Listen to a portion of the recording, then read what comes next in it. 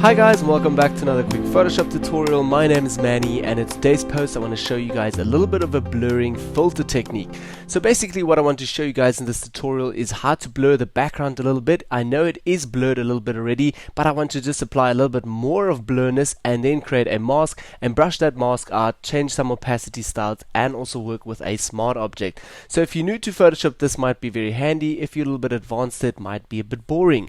Alright, so let's get started. First of all, what we're going to do is on our original layer here on the right hand side, I'm going to duplicate that with Command J, and we have our second layer.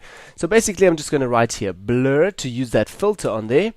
And then what we're also going to do, because at the moment we just have a normal layer, so I'm going to make this a smart object. So when we're going to work with a filter, we can always go back and forth to tweak that filter again. Alright, so let's go press right click on here, go to convert to smart object, press on that, and as you guys will see now, we have a small icon over here.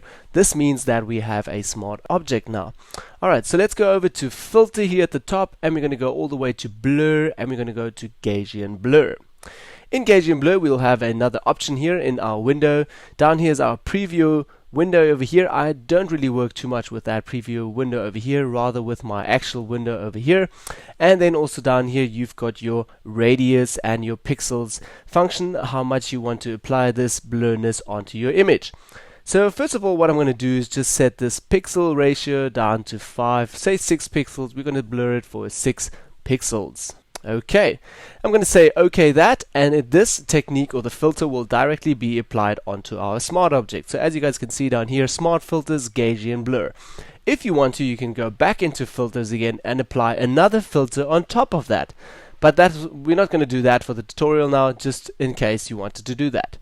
Okay, so next step that we're going to do is go down here to our new layer mask icon, hold Alt and select that, and we created a hidden mask. But for this tutorial I don't really want it to have a hidden mask. So how do we just go back quickly? Either with Command Z to go back a step, or what we can do is just invert this mask quickly. So select the mask again, press Command E, and we directly inverted it to a white mask. So basically all our filter is still visible. On our mask down here, we're going to go to our brush quickly, and with our brush I'm working with a Vacuum Continuous 4 board. So I'm able via the board change my brush size really easy here. For those of you who don't have it, go here back to the top and just change your brush size over there. Then also I want to feather my brush a little bit, so I'm going to press Ctrl Alt together and just with my pen here just move the brush a little bit up. So I'm going to feather it a little bit, and also if you want you can also change your size over here. Change that a little bit, and now what we're going to do is basically just brush out our person. First of all, we still need to change our foreground colors here back to black, so we're actually painting with black on a white mask. That makes sense. Okay, and also we're going to paint with 100 opacity and flow 100%. Okay, now very roughly I'm just going to paint very roughly over my model here, just to brush him out, so we still have him very sharp and the background needs to be very blurry. Okay, paint that a little bit more. And don't worry if you spill a little bit over the sides.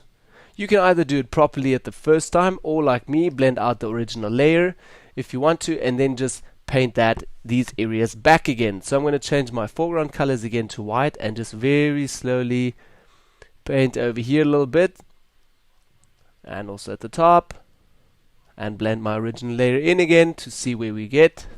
Change your brush size a little bit, Control Alt again, and just change it a little bit, and you can paint that in here. Okay, and next over here. So we basically just masking this very nicely. Okay, now we masked over the person again. Change your foreground colors back to white. Okay, turn off the original layer over here. Okay, I can basically mask a little bit more, and over here to the side. So my trick is always to change or turn on my original layer on and off to see how far I am with this. Okay, back to blurring layer, and here a little bit more of his hair. Okay, actually I wanted not to have that blurry. Okay, but basically we have our first step of creating just a little bit of more blur, and our foreground, our subject here, is still in sharpness.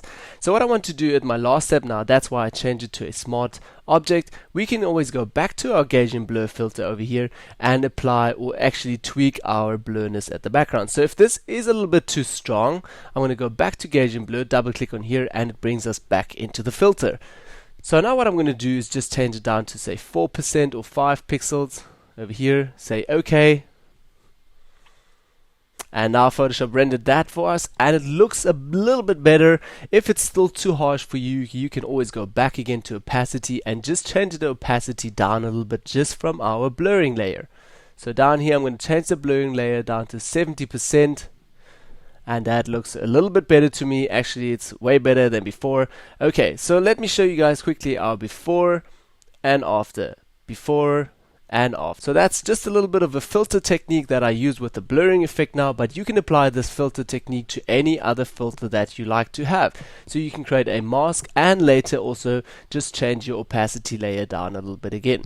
So I hope this quick tutorial helped you guys. Thank you guys for watching, and see you all next week in another tutorial. Bye bye.